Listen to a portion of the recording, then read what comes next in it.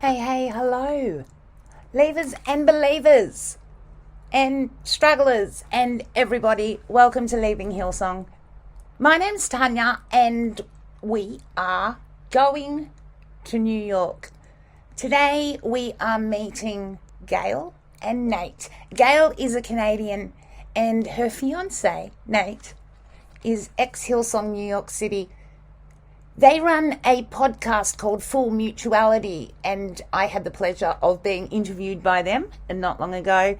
And then we kind of shifted sides of the table and found out more about them. It's a really, really interesting look at how Hillsong appealed to, some of the coolest people in the world in New York City. We do jump all over the place. We're all kind of a little on the neurodivergent ADHD kind of something. So it was an interesting combination, let me say that. So I hope you really enjoy A Strong Buff Jesus, part 1. Well, I was complaining recently that there weren't enough Americans joining us, and that's why I'm so thrilled to have Gail and Nate here from the Full Mutuality Podcast as part of the Dauntless Network. Hi. Hi, guys. Hello. Hello. So as we know, and the others don't yet, we've just finished a recording. We've just kind of finished, like, you guys interviewing me, and now since we're all up and thinking things, I'm going to find out some more about you guys. And we're in 2 different time zones making this work. You're up in the morning, we're at night, and we're like, we're going to do this. Yeah. We're going to power. Thank you so much for coming and joining us here on Leaving Hillsong. It's so great to talk to you guys. Hi, Nate. Absolutely. Thank you so much for having us. You have been a blast to interview. And for your listeners, come check out Full Mutuality and listen to Tanya's interview. Wait, we're supposed to save the plug for the end, right? Okay. Yeah. For people who will end up listening to both, if it gets repetitive, it's like, it's too bad. No pod is perfect. Go start your own pod if you don't like the one. Exactly. But still give us 5-star reviews, right? Tanya, too. Go give her 5-star. There's so much to talk about. We've been talking for a little while now, and Gail is from an evangelical background. Nate is Hillsong East Coast, New York City ex-direct. I left, so I left before it became Hillsong East Coast, but okay. I was, all right. Yeah. Well, maybe So Gail has no, Nate's more about Hillsong, but these two have got very similar backgrounds, and let's see what we got. All right, Nate. Tell me, how did you end up? How did you find yourself in Hillsong? So it's a long and meandering tale. My journey towards Hillsong started even before I knew anything about the Hillsong as a church, Hillsong as music, etc. I grew up in an American evangelical fundamentalist church. It was part of the independent fundamentalist Baptist. Technically, it's a denomination, though they would not call themselves a denomination. You guys get so complicated. Yes, I know, right? They do. They got to make it complicated because they love to follow all of these rules. They have really, they love their sound doctrine and all that stuff. So I was basically born and raised in that kind of environment. Technically I was born in a Southern Baptist church, but then when I was 5 years old, we went to an independent fundamentalist church. And I was there for nearly 20 years. And then I left that church. I went to the church. They had a Christian school that I went there from kindergarten, from 5 or 6 years old, all the way up until year 12. So when I was 18, and I graduated from there, and it was a deep, hardcore Christian school. And then I went to a fundamentalist university called Bob Jones University. For those in Australia who don't know who Bob Jones is, because Americans might be more familiar, I'm just going to interject to say, if you know about Billy Graham, he has an honorary degree from Bob Jones. Yep. If you know about Westboro Baptist Church, and who's the leader there, Nate? Fred Phelps. Fred Phelps. He has a degree from Bob Jones. If you've ever read any Left Behind books, or maybe seen the movies based on the books, Tim LaHaye graduated from Bob Jones. I'm not even done. John MacArthur If you know who Yeah. John MacArthur is, graduated from Bob Jones. So Bob Jones University is a crazy fundamentalist university. Yeah. I don't like using the word crazy. It's Growing up, his teacher was like, no one will ever know your name, Bob Jones. He's like, I'm going to show you. He's like, I'm going to let you know. Are these educational institutions attached to the same church? Because this is what I always worry about for kids at Christian schools. Like the principal is the pastor and stuff. Was that right? So at the church and school that I went to, from preschool, elementary, middle school, high school, prior to my university years, it was connected to the church I attended. They were run by the same organization, though the pastor at the church was not the principal of the school. So they sort of separated in those terms to a degree. They held to a lot of the fundamentalist rules that the church kind of stood for, and they certainly enforced them at the school, but they liked to market themselves as a general Christian school. They were just far more conservative than most of the other conservative Christian schools in the area. A couple years ago, they actually closed. So that was an interesting, weird feeling, because that was part of my life for 13 years. So yeah, I was there from 5 years old to 18 years old. So yeah. And you make difficult reasons for closing, or just? Enrollment was down. It was just, they weren't able to sustain. Yeah. So were they a feeder school for Bob Jones? They were. Yeah. So anyway, the church and the school were a feeder for Bob Jones University. So I grew up around the New York City area. I grew up around 45 minutes from Manhattan. I now live about 20 minutes from Manhattan, no traffic. So, on a normal day, about an hour and a half. So that's where I'm from regionally. And then to go to university, Bob Jones University is in Greenville, South Carolina, which is about a 13 hour drive from this area. And I went there for 4 years. I got my Bachelor of Arts in Creative Writing and Publication from that university. Unfortunately, it's not a fully accredited university. So being able to, transfer the credits to a graduate institution that isn't another Christian school was incredibly difficult. Most state, public, and even, private institutions that had full accreditation didn't accept transfer credits from Bob Jones University. They have since, I believe it was in 2015, they obtained full accreditation, which that now allows, alumni and graduates to be able to transfer credits a little bit more easily, and current students. But there are still challenges for a number of alums. So did you know that when you signed up that you weren't? I knew and didn't know. There are certain things that you kind of have an idea about going in, but you don't think so. Like, being in a fundamentalist world, it's very much a cult. It's very intertwined with each other. They look at the rest of the world as with a lot of suspicion, and they tell you that that's like, don't try to be like the world. So that also includes don't try to professionally advance yourself. Don't like that. None of that is important. The only thing that matters is your stand with Christ. Exactly. So I knew to a degree going in that my degree from Bob Jones might not be worth a whole lot outside of the fundamentalist Christian world, but I didn't care, because that was the only world I knew, and it was the only world that mattered to me. Don't see sparrows worrying about things, and hairs on your head and stuff. Right. Yeah. Can I add in some more Bob Jones facts before you move on from that? Yes. Yeah. So we on our podcast, we recently had some conversations surrounding Bob Jones University, and I was recently on another friend's podcast talking.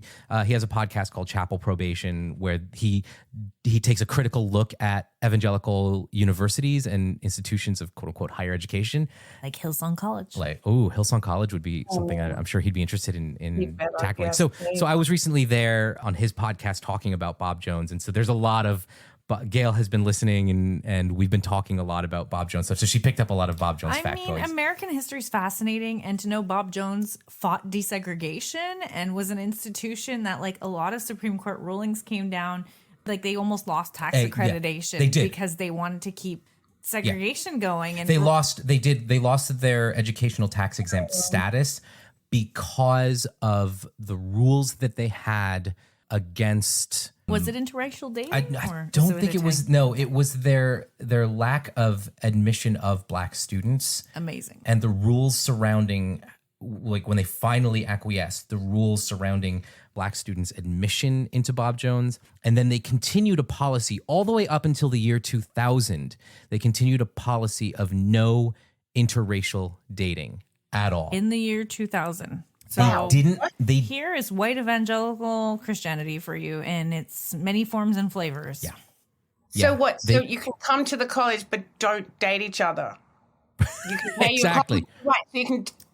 And for your audience that can't see, Nate is not white. No. In case you didn't know, because he doesn't sound maybe new, but he's Asian. So okay. So and what was that like for you there? I mean, could you sense that? I mean, is Christian? So the part of it too was like having been born and raised in a very conservative white Christian evangelical environment, I didn't really recognize my own racial identity until much later in life, coming to a full awareness of what my ethnicity meant in terms of how I navigate society.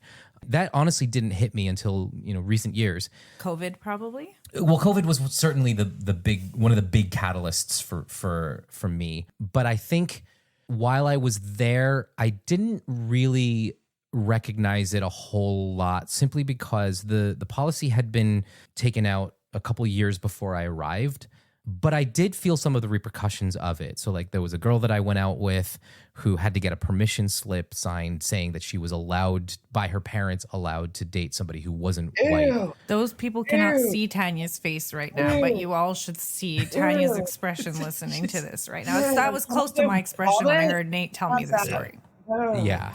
So I to this day, I don't know if that was, a policy that the university had or that was like her parents trying to enforce something. I don't know. But regardless, the atmosphere there was certainly hostile. But I didn't recognize it really. I think I felt some of it to a degree and saw that, okay, there's something seriously wrong with this, but I didn't see what it. Didn't you have dorms named after KKK members at your university? Yes. Yeah. Okay. So I was living in a dorm room, a dorm building that was named after a Grand Cyclops. I think it was a Grand Cyclops of the KKK. The guy was named Bib Graves, and I certainly didn't feel comfortable with that, so I'd submitted a request to transfer to another building. But they didn't think it was a legitimate transfer. Didn't let you? Yeah, because they didn't think it was a legitimate transfer request. So they're like, the reason that you don't want to live in that building, in order to actually have a legitimate transfer request, there had to be, I don't even remember what the terms were or why, like what reason you could have that they would actually honor.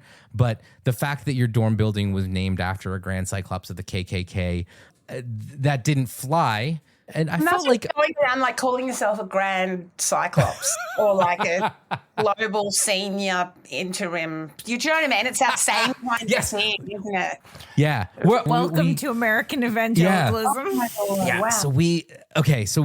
So Bob Jones, while during my junior year of college, that was when I started to really kind of kick against a lot of the standards that fundamentalism had. And I grew up loving Christian rock music, like the more pop rock style, but all of that was off limits at my church, at my school, at my university. So the fact that it was off limits made me love it more. It was contraband. It was contraband at my school, and I felt like that was my expression of worship, and there was my introduction into Hillsong. Now, I didn't really see Hillsong as this like necessarily the most meaningful music for me at the time. I was much more into, I think it was Cutlass and Reliant K and the Newsboys. Yeah. Oh yeah, they're kind of homegrown for you to a degree. Yeah, old school. And so that was the music that I listened to. But I was aware of, Darlene Check and some of the early Hillsong stuff. If you brought Hillsong into Bob Jones and you played it, would you get Would you get in trouble? Yeah, you would get in trouble. Yeah. Okay. It was very fundamentalist. They're very like only hymns and like no instruments. Yeah. I don't know what it would be like nowadays, because I know that it's changed a lot in recent years. But when I was there, that was considered contraband. So I left after I graduated from Bob Jones University. I came back home, started going back to my old fundamentalist church, and it just I did not feel comfortable there. So I started attending a church that took a lot of the Hillsong style, but they got real kitschy and cheesy with it. So the church was called Liquid Church. Give the tagline, Nate. You have to give the tagline. Living water for a thirsty world. Wow. If you're a young person, I just feel like there's so many solutions. These people have got so many answers to the entire planet. Yes. They really do. They really do. So wait. So you went from a university called BJ University to going to Living Water for a Thirsty World. These are all euphemisms. I'm sorry to all the old people listening, but this is all sexual references. It's just ridiculous. Sorry to Tanya's mom listening. We're sorry. We're really sorry. Oh, that would be exciting though, compared to like. Oh, it was very exciting. Liquid had they had a rock band on stage. That was foreign to me, but I loved rock. So I was like, yeah, this is great. They, the pastor was engaging. They had a TV screen up on stage with they would show clips from movies, and he was really up on pop culture, and everybody wore jeans. Oh, and you were allowed to drink. Like after service, they would go hang out at the hotel bar. We met at a hotel conference center, and there was a little bar. Pastors and everybody would go hang out there after. So you went from sheltered to being cool all of a sudden. Yeah, right. It was the cool church. And then from there, I mean, it makes total sense. Totally, that's what I'm thinking. The cool church, we feel the setup coming. They must know. Maybe that is part of that appeal to the Americans. Is there is so much rigidity in other systems, and then these guys came along. Sorry. Oh, absolutely. That's a fascinating point, Tanya. I hadn't actually thought about Hillsong's marketing and how rigidity in American churches would actually be an appeal to bringing in a church like Hillsong. Mm-hmm. People from more rigid backgrounds, Catholic Mass or really strict. Yeah. 100%. Yeah. Catholicism isn't as big in most of the states. I mean, the Northeast U.S. Catholicism has a stronger foothold, but around the U.S.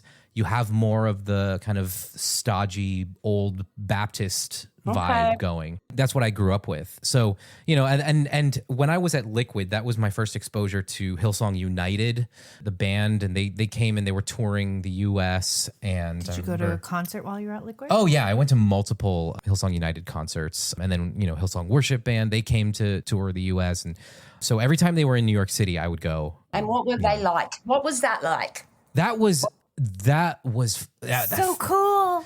Honestly, it fired me up because the production value, the sound, it was overwhelming of an experience, and I drank it up. I was obsessed with that kind of stuff, and I always wished Liquid was a little bit more like they tried, and a lot of the worship leaders and the music directors, they tried to replicate Hillsong, but they were cheesier than Hillsong. Yeah, they were definitely much cheesier than Hillsong. But you can only go so far in replicating Hillsong if you don't have Hillsong's money, the budget to make everything the show that it is. Yeah. So they had superior musical equipment to the Sydney Opera House. So that does not surprise me in the least. So while I was at Liquid, I was serving in their children's ministry area, and I got very, very heavily involved there, doing production for children's ministry, small group leadership, and then eventually I was hired when the church wanted to expand to multiple campuses, and they hired me on to work in their children's ministry for their second campus. And while I was there, it was a part-time job, and I was really thinking I want to go into ministry full time. And I found out about this startup church, another name, called Emergence. And that church, they were just getting started, and they needed a children's pastor. So I went, I interviewed, and I got the job offer to be their full-time children's minister. So I worked there for almost 5 years. And that church was very much in line with the sort of neo-reformed, neo-Calvinist movement. So I don't know if everybody who Do you listens. have that in Australia? The neo-reform? Did it get Mark Driscoll? Did he get into Australia at all? Is that like that whole Calvinism? I mean, whatever the population is now, 26 million or something. It's like it's small, so we don't have as many of these. Okay. Yeah, these different brands. I'm happy they didn't make it into Australia too much then. That's a harsher brand of Christianity.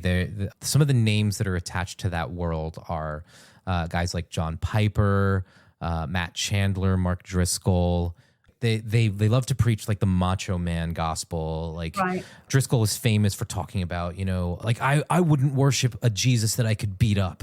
So ridiculous. Yeah. So the church that I worked, the Emergence that I worked for 5 years, they ate up that stuff. Yeah, and they kind of aligned themselves with that style of church and that theology, and they ended up joining the Acts 29 network, which was the church planting network that Mark Driscoll started. Mark Driscoll being the founding and lead pastor of Mars Hill Church, which famously imploded when it was discovered how abusive and narcissistic their lead pastor was. That's not common at all in the evangelical world. Not at all. We don't see that. We don't see that everywhere. I'm so glad, Tanya, you have the gift of sarcasm like we do. It's a spiritual gift.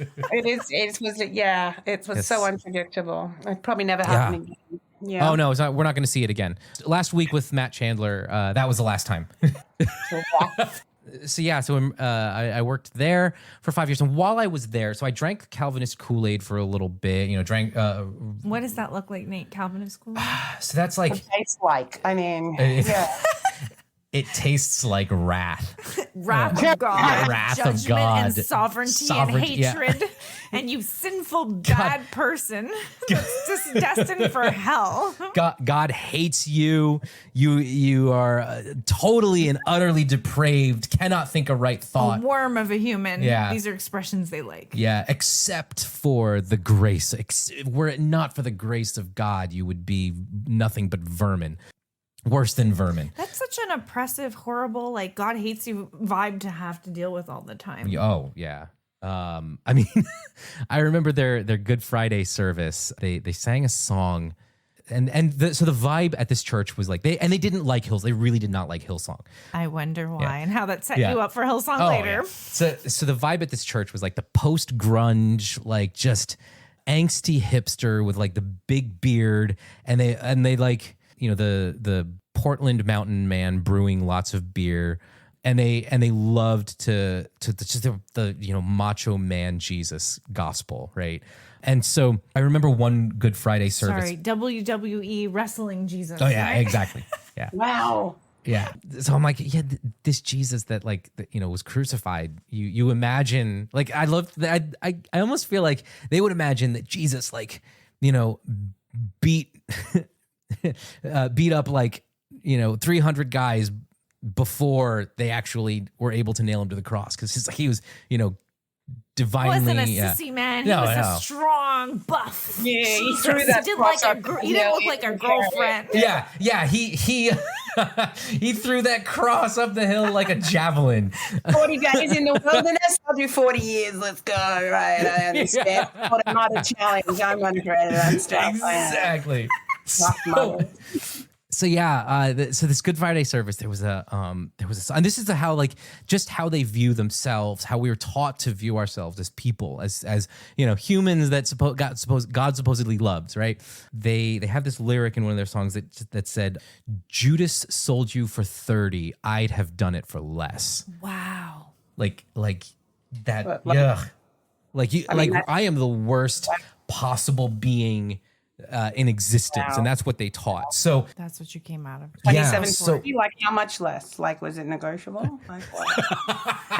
They were a bunch of Jews. Do you know what I mean? The disciples. yeah. Tanya, the hard hitting questions. I'm sorry. So I was there for a while, and then eventually was asked to resign. I to this day don't really know exactly why. They never gave me a clear reason. I have suspicions, but that's like I feel like that's a whole other podcast. Yeah. But that led me after, and during my time at Emergence, Hillsong was cranking out music. and they were cranking out some bangers. I remember that. I remember Like- that era. I owned some of their albums. Oh yeah, I mean that's when Hillsong Young and Free came about. I remember the album Glorious Ruins came out, and I took the title song and I actually led worship one evening with the song Glorious Ruins, and it fit doctrinally, it fit the church emergence, but they took issue with it because it's Hillsong. It's not angsty and angry and wrath of God enough. So Which flagellating. album was like One Way Jesus and all that? Oh, that was before then. That was I was in Liquid when that That one was came out. when I actually had that album. I memorized the whole thing. They're great songs. I mean, and the kids' music was good. Like every step I take, I take. Oh, with yeah. you. You know Yeah, that was Hillsong? Yeah, that was Hillsong. Yeah, and that was Wow. and that made its way onto United albums. That's Yeah. amazing how... It's great. Oh man, those were great. I mean, I lived in Canada, right? Like, I'm not part of Nate's story in going to Hillsong, but even in all my evangelical churches, we played Hillsong music. We Yeah. definitely played this stuff. I knew all the Hillsong. They infiltrated Canada, guys. Like, Oh, they were Hillsong everywhere. was everywhere. They were They were everywhere. evangelical church backdrop, basically, no matter where you were. No matter where you went, and like even churches that were trying to fight against it, they would, like, even my church, they acquiesced a couple of times. There actually, what song was it that they allowed because of the opening? So what was the name of the song? Forever Rain, right? Our executive pastor allowed me to lead worship with Forever Rain, introduced that song because, and I have a sneaky suspicion that because of the opening lyric of Forever Rain goes, you are good when there's nothing good in me. It fit with the Right. wrath that you were having in your old church. Right. Okay, this sets you up for Hillsong, all this wrath. Oh yeah, all the wrath of God stuff definitely set me up. So after resigning from Emergence, Hillsong had already opened up. While I was working at Emergence, Hillsong opened up their New York location. So I was very, very fully aware of what was going on there. Oh, quick little anecdote. So my brother, while I was still working at Emergence, my brother was getting involved with the Hillsong New York band. And they were looking for rehearsal space, and like the Emergence had a full, we had a recording studio, we had the stage set up, everything was kind of primed for a band to come in. So I told my brother, I'm like, yeah, come on by. I'll open the building on a Saturday, and you can plug in and use our space for rehearsal. So they came and they Was rehearsed. your brother at Hillsong at that point? Yeah, my brother was at Hillsong at that point. Okay. So they He's one came, of the worship leaders. yeah, so they came in and they did a rehearsal. This was before he became a worship leader. I think he was just playing bass at the time.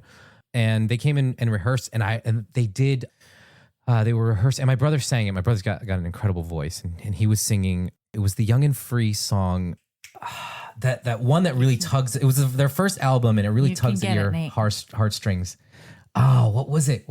I believe in you. You can get It's really. tip of your tongue. Yeah, it's actually I don't think it's going to come back to me because it's like my brain is not going in that direction right now. But anyway, so they came in and they rehearsed, and I remember just feeling very moved by all of just a rehearsal. And they rehearsed a couple of times, and I went out and hung out with the band and with a few other people, and we went out to grab food and drinks after their rehearsal. And I thought they were great. They were much more down to earth than the people that I was with at Emergence. And the other thing too is there was some ethnic diversity. Emergence was a very white church, and Hillsong, despite the way that it is, I'm sure it's different in Australia, but They were marketing themselves well in New York, though. They knew what they were doing. It's a diverse city. Yeah, and that's the thing too. It's New York City is a very ethnically diverse city, and so something with that much marketing appeal can grab people from all sorts of backgrounds, and that's when I sat in this group of people, I saw people that looked like me, that it wasn't an entirely white group. I felt so much more comfortable with them. So that was my first introduction to the group of people at Hillsong, and I really liked them. I didn't think I was going to end up with them because my career at Emergence was still... It hadn't come to an end. Right, and I was still in full swing there. Sure, I was like uncomfortable with what Emergence was teaching, but I didn't feel any need to leave, and then they obviously pushed me out eventually. And after I left Emergence, I didn't really want to go to church right away, but Did you take a break? like maybe a week or two. Oh boy. Yeah, it wasn't really a break from church. It wasn't enough to really like clear my head or really, reflect on what I had just been through. So I figured I didn't want to go to any church that I already knew, because and there were Nothing that preached about the wrath of God. well, I was done with that. But the thing that I was also concerned about was, because I had spent years when I was working as the children's minister at Emergence, I had been doing a lot of networking, and I had built up a network of children's ministry leaders at various churches around New Jersey and the New York City area. And so I didn't want to go to a church where I would be recognized, and Hillsong kind of fit, because I mean, there were thousands upon thousands of people at that church, and I could go in, I could sneak in, and no one would recognize me. Interesting. Okay. We've always wondered like so much about. Yeah, I'm sorry. You were asking about the appeal, like. Well, yeah. I mean, I've said it so many million times, but I found Brian like so boring. We had much better entertainment. Yeah. Oh, so that's something funny, and I do want to go into like what was going on at Hillsong New York and why it was appealing, because it wasn't Brian Houston. God, like I remember multiple times Brian would come into town. And, everybody would talk, oh, Brian Houston's here, Brian Houston's here. And like my friends and I, we were all sitting there going Help me, please. Why is this guy? Like, what does he have to offer? Yeah. Who is this guy, and why do we care what he has to say? I mean, most people, no charisma. For most people, once Hillsong New York launched, the appeal was certainly Carl. Carl was a charismatic speaker. Carl Lentz. He had the look. I mean, he was all tatted up. He wore the chiseled perfecto. abs, the chiseled abs, and the baby showing off. Like I would have been Jim Jones all over Carl Lentz, right? I would have been like, let me make the Kool-Aid. Let me give it to people. What he is like. I used to see these interviews, and Brian would be like drooling in front of Carl Lentz because he's like, wow, I really struck gold here. Yeah. So, okay, cool. Because, I mean, can you imagine, right? Brian's going like, oh, we're going to take over the world and we're going to fill stadiums. Be like, sure you are, Brian. Like, yeah, you are, really. Yeah, no, not you, Brian. And Tanya, you're like, yeah, no, that's not going to happen. No. Well, of course not. No. How did they appeal to you guys, the smoothest, coolest people in the world? Nate, you're so cool. You're the coolest person in the world. So cool. We were actually, interestingly enough, before we got on the call with you, we were hanging out with a friend of one of my closest friends who is also an ex-Hillsonger. He invented the term Hillsong head, which makes me laugh so hard because, like in the US, there's something called sneaker heads. It's people who wait in line to get the newest pair of sneakers, and they'll like to be cool. It's like such a big deal. Yeah, they're all like standing in line waiting for the new drop. And so he used that for Hillsong people, and he calls them Hillsong heads. Yeah, so he calls them, So anyway, like the appeal for us was really that honestly, they like Hillsong's great at marketing, and the appeal for New Yorkers was this sort of like Carl did this whole he called church in the wild, and that was a thing a phrase that he used to use to describe Hillsong NYC. What does that mean, church in the wild? Like how is that? I think it was this idea of like a cool urban stylized church. So one of the things that I did notice about Hillsong NYC versus sort of the packaged Hillsong that I would watch music videos and buy their albums at the local Christian bookstore. One of the things that I noticed that made the Hillsong NYC felt different was there was a kind of very sort of urban grunge to Hillsong NYC that didn't seem to exist at Hillsong globally. And I don't know if that was something that ended up like making its way back out into the Hillsong world outside of Hillsong NYC, but that was something that I think changed their music style in New York. They didn't so much change the music style, but I think they allowed for a little bit of creativity. Of course, Hillsong's very lockstep. This is the click track. You got to stick with they were very, very specific about how the music was played, but there was a certain level of quote unquote groundedness that I think part of it too was that Carl loved to talk about how Hillsong was meeting in clubs. They were meeting at Irving Plaza for people who don't know New York City. Irving Plaza? Yeah, so Irving Plaza is a well-known venue in Union Square. Great acts have played there, but it's notorious for its kind of like late night, a lot of weed being smoked there. It was just this. It's a Club vibe, right? Yeah, kind of. It's just a great venue. I've seen a number of shows there, and it's a great like old school New York venue. And that was one of the early venues that Hillsong NYC was meeting at. They had met at Gramercy before then, and Gramercy's another one, like that sort of downtown New York City, urban grungy feel, and that was something that Hillsong NYC just did. They picked their locations very intentionally to create a That's good. I think so. I think part of it too is so there's a little bit of both and there. I think yes, they were intentional about picking their locations, but also it's what New York offered. It was not like they could like go to MSG right away and start playing it like the crisp, pristine, clean. When they got to Hammerstein Ballroom is sort of like this big, pristine venue that they eventually got to. That's when I think Hillsong NYC sort of lost that grungy edge, that sort of urban edge, and they were playing like big tourist venue kind of thing. So they became an attraction. The people from around the country, around the world were coming to, Hammerstein Ballroom, or they were playing in Times Square too. They went to PlayStation Theater for I think about a year right in Times Square. So the glitz and glamour kind of replaced that sort of downtown Brooklyn kind. Well, it's not necessarily Brooklyn. It was obviously Manhattan, but they had that sort of earthy Brooklyn feel, which appealed to the New York sensibility. And then as they kept growing and growing and growing, and were attracting more people. And another thing, I don't know if this was something that was common around the Hillsong world, but at Hillsong NYC for sure, there was they would hold doors until they were ready to open, which created these queues all around the block. And so it looked. Did they do that in Australia, or is that a New York No, thing? I mean, not that I know of. I mean, they may well have at conferences and stuff. We don't have the populations, but I mean, that's why we saw queues around the block. Okay, that makes sense. For us, it created that.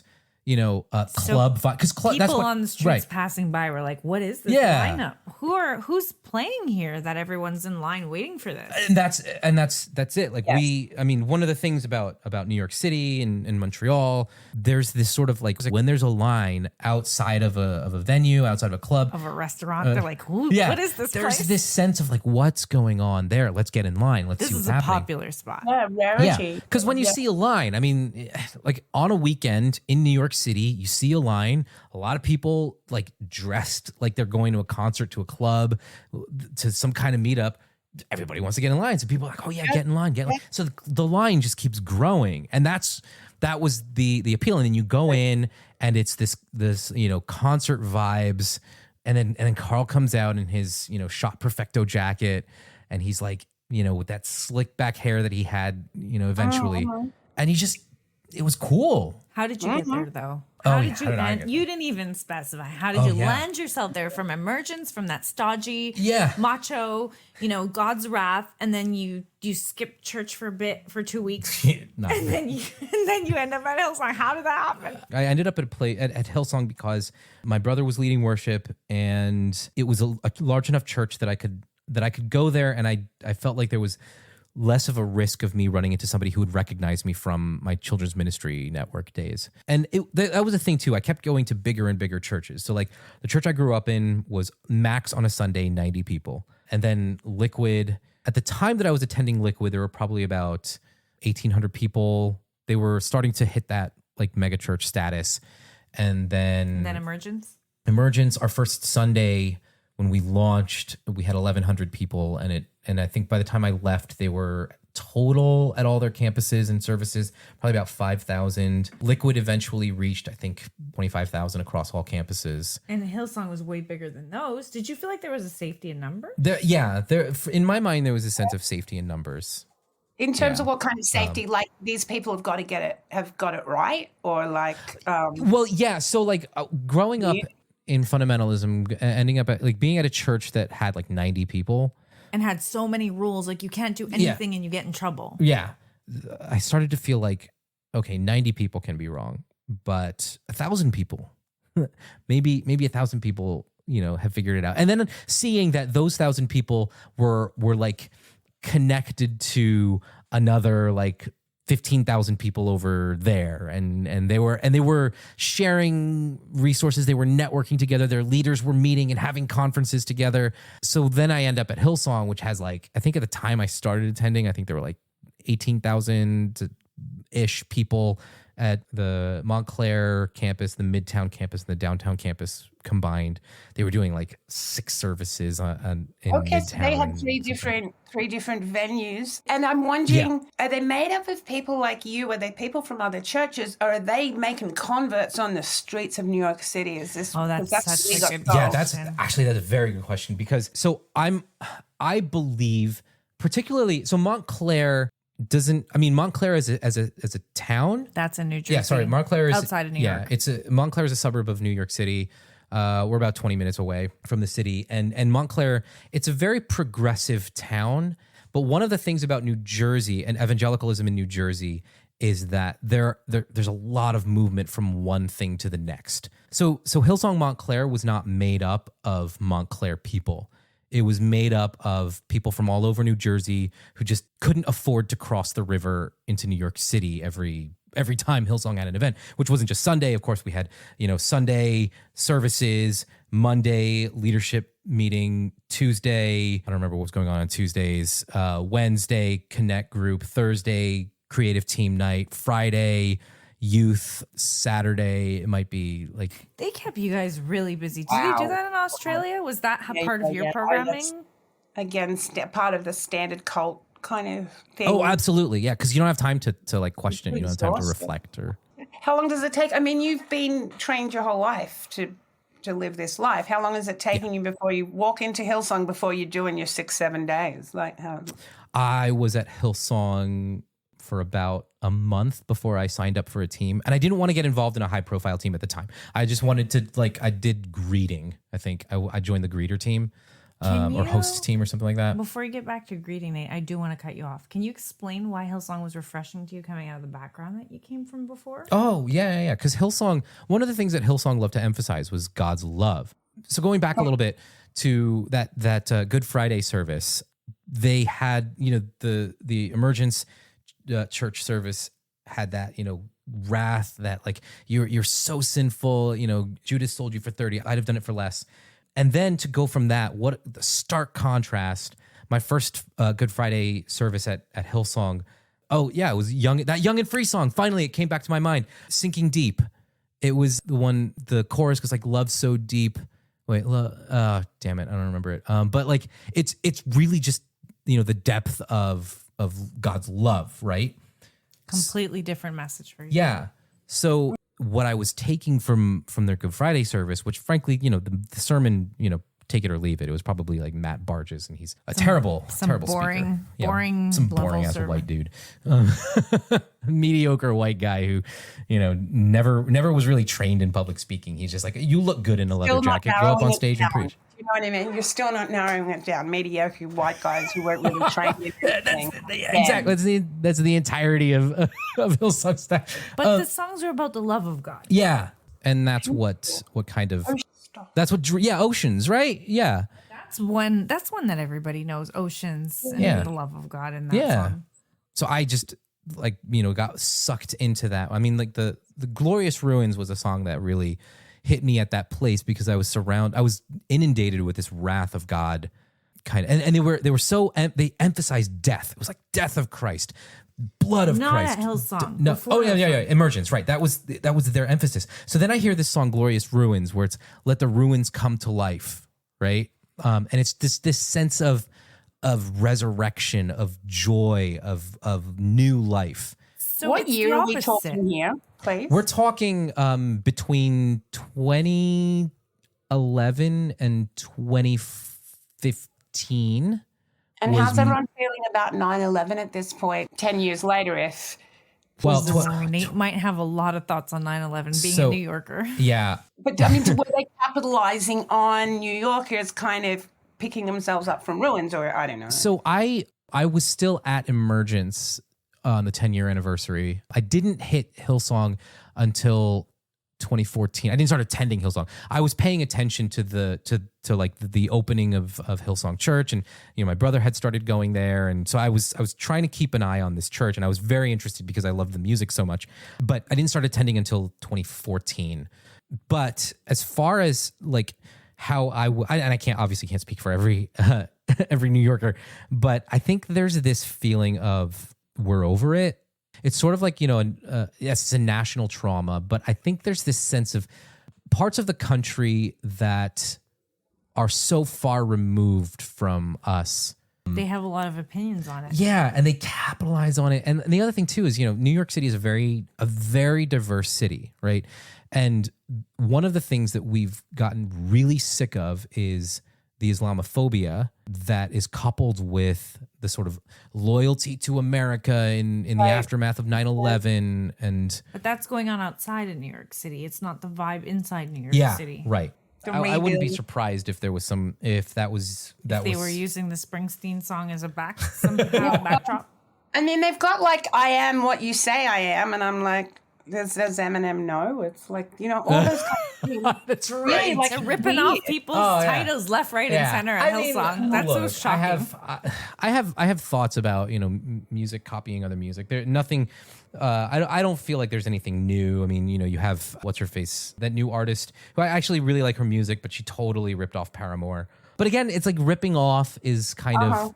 There's artistry in it. I feel like it's sort of a blah kind of argument because there's so much more you can pick on Hillsong. Right? The ripping off music is sort of like every artist does something, right? But as far as like the kind of going back to that urban vibe, what was drawing me in, I really felt like, and this was starting to lead towards my awakening to how my ethnicity affects how I navigate the world, right? Because I was in a very, very white church at Emergence, but that was right on the doorstep of a predominantly Black and Latino town.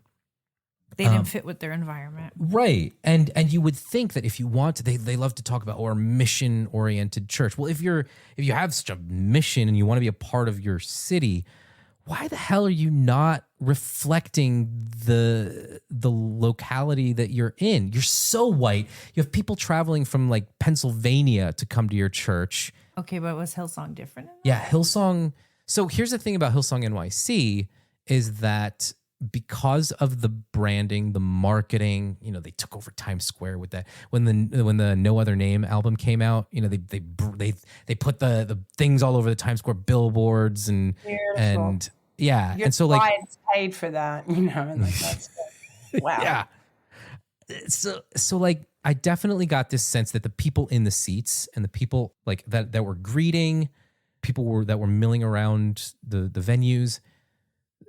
Yeah, it certainly was predominantly white because it's white evangelicalism that Hillsong is taking, right? They're replicating white American evangelicalism, and then they're rebranding it, repackaging it, and selling it back to with an Aussie accent. The US.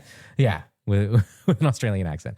But that was one of the things that made me feel more comfortable because it was a step away from the completely whitewashed environment that I had been in. Yes, it was still less wrath, less whiteness. Yeah.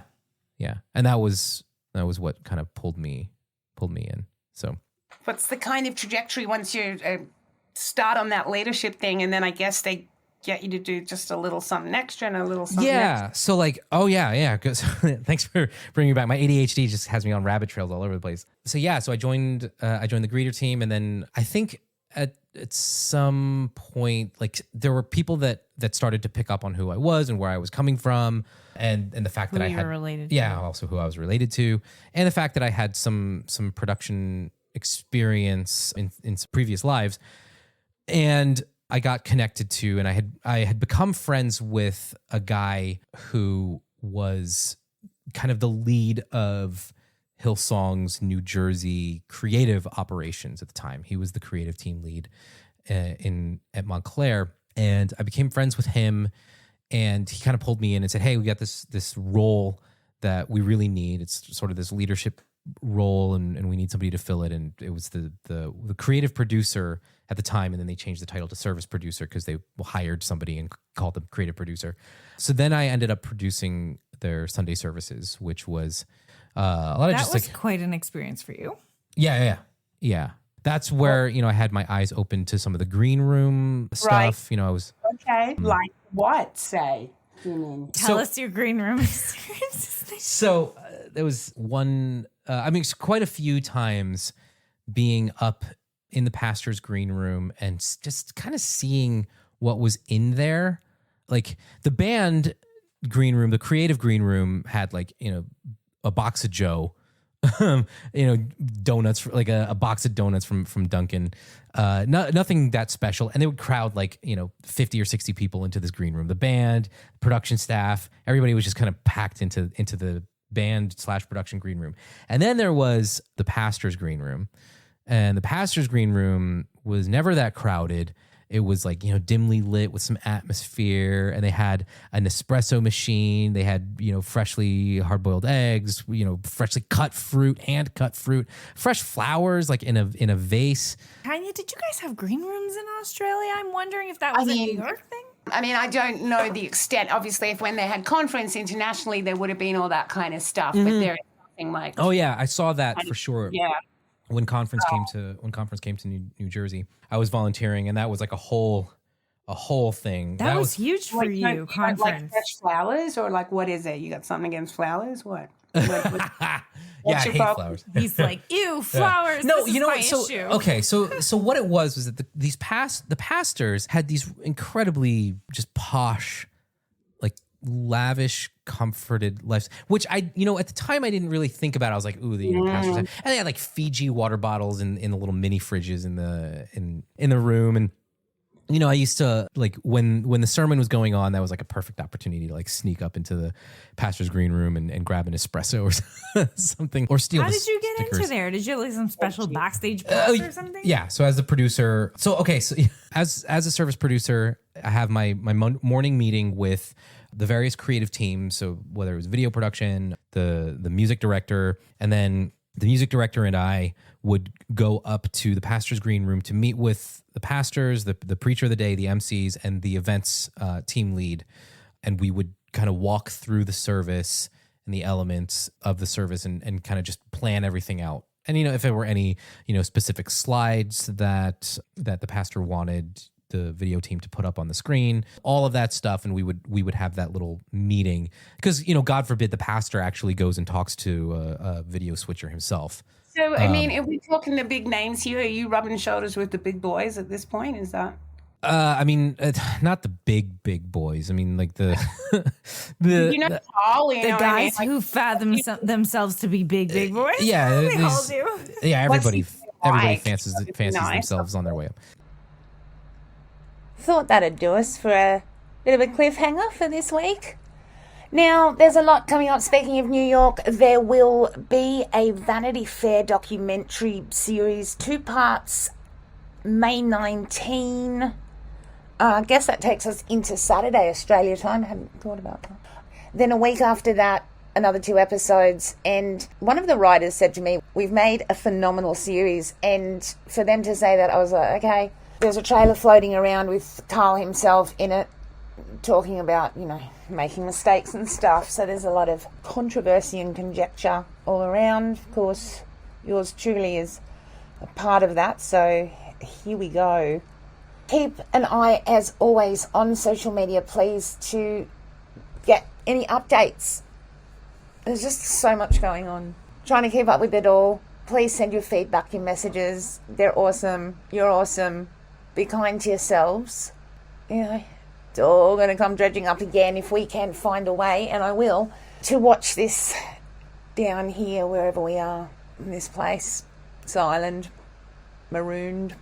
So, keep an eye out for the people around you, and let's find new ways to keep leaving Hillsong.